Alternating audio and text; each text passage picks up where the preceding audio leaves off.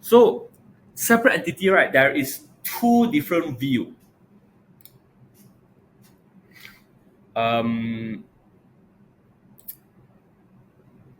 if you are a company, okay, if you are a company, you are two by law, like law views as a separate entity owners. You register entity, the entity itself is an individual.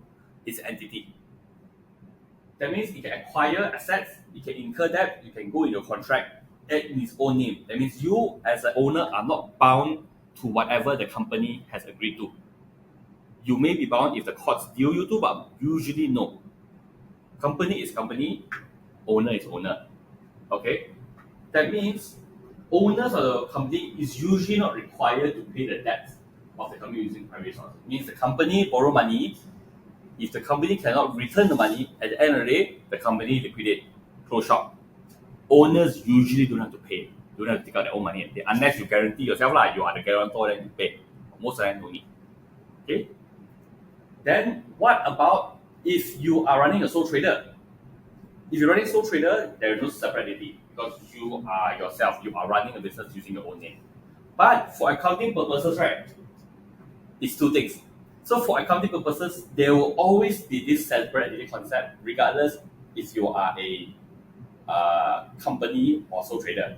Because when you prepare your accounts, if you are a sole trader, you have asset, you have liability, you also have equity.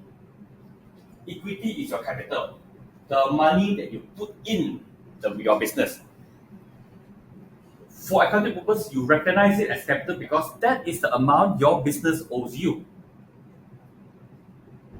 You understand where I'm going or not? Even if you're a sole trader. Because if you are a sole trader, I'm using my own name to trade. I have this business, for example, I sell paper. To run this business, I take out my own money, 50K, I put inside. In accounts, it will be recognized in accounting, it will be recognized as capital. You still record it. And this is actually viewed as what the business is owing you as the owner because you put money into it. Okay? For accounting purposes, you have this thing. We will treat it separately, even for both sole trader or company. But for law purposes, there is a separate entity. That means law, company is company, you are separate. But sole trader, one person.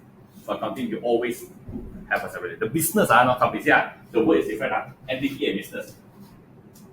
Business is recognized as separate entity. It records the amount that you put into business by the owner as the amount owed. Okay, that means the business is owing money to the owner that you put inside.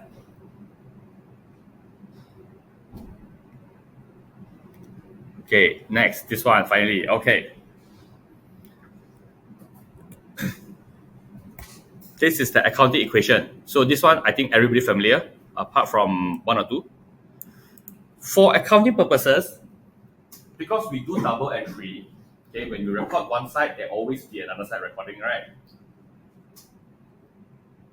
The way you balance these two things is your assets is equals to your liability plus capital.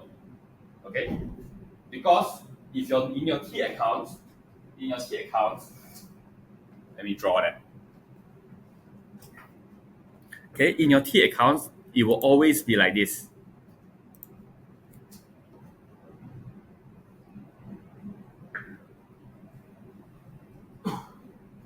Okay.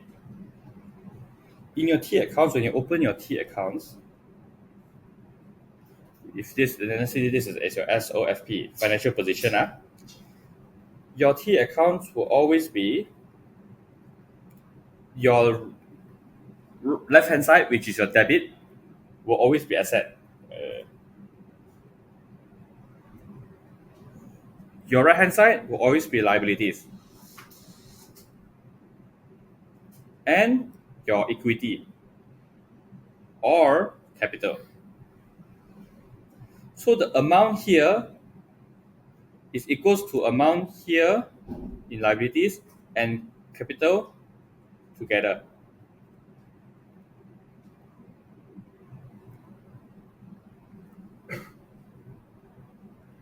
Can I?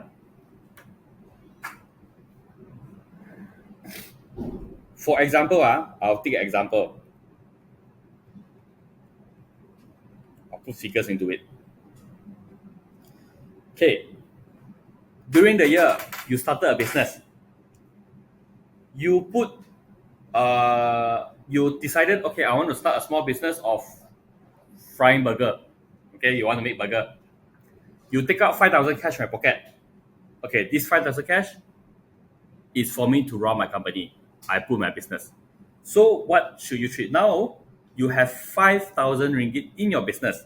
So that means your asset, you have cash. How much? 5,000. Okay, so you have cash. Let's select one.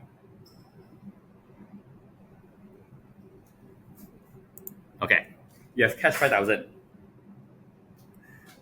Because when you put in money from your own pocket, that is your capital. That means now the business owes you money. So this, you have equity capital of 5,000. When you debit something, you have to credit something. You have to maintain the equation. Your assets will always be liability plus capital. Then for you to run your business, you went to a machinery shop. You buy the burger grill, okay, the burger grill. But you told the person, hey bro, I just started. I have no money to buy the big grill, 3,000 ringgit, 3,000 pounds. Can I pay you 30 days later? That means now you have someone you owe money to. That is your creditor. Okay. So and then at the same time, you have a new asset that worth how much? 3,000. So your asset, your grill is 3,000. Because you buy it using credit, that means you haven't paid him money yet, means there is a present obligation to transfer economic benefits because of this agreement you made. It's a liability. Liability, what you call it, usually we call this creditors lah. Creditor of how much? 3,000. So 5 by 3, 8,000. It will always be tied. These two things will be like any transaction you do, if it's relating to the SOFP, it will always be one debit, one credit. This is where you will see this part go. Okay, asset equals liability capital.